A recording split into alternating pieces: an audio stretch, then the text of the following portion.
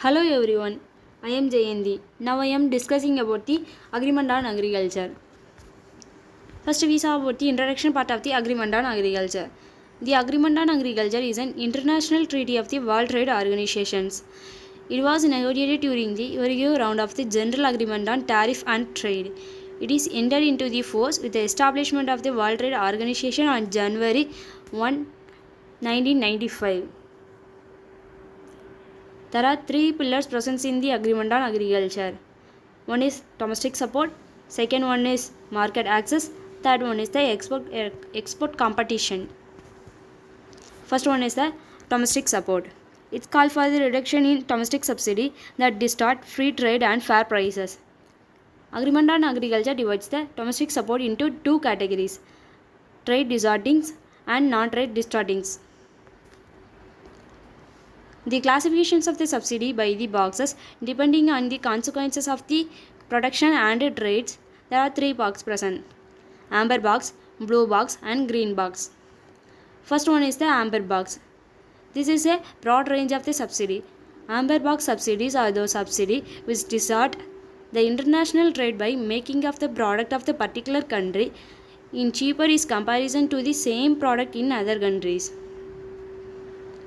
This one is directly linked to the production's level.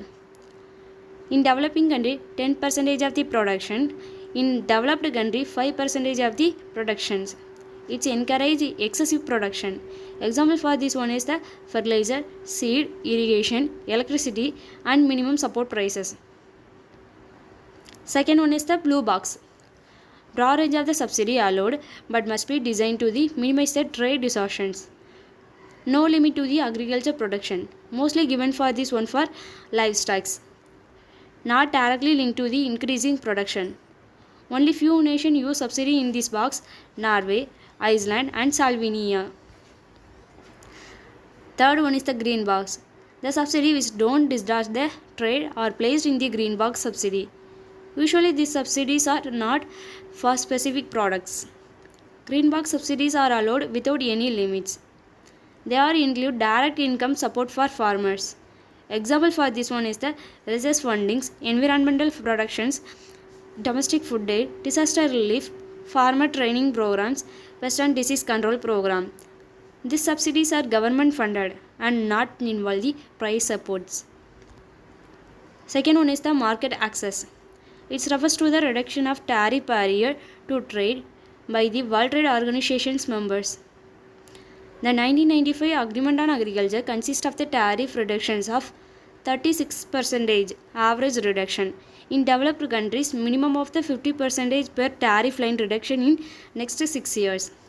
24% average reductions in developing countries with a minimum of the 10% of the per tariff line reduction in next 10 years. Third one is the export subsidy.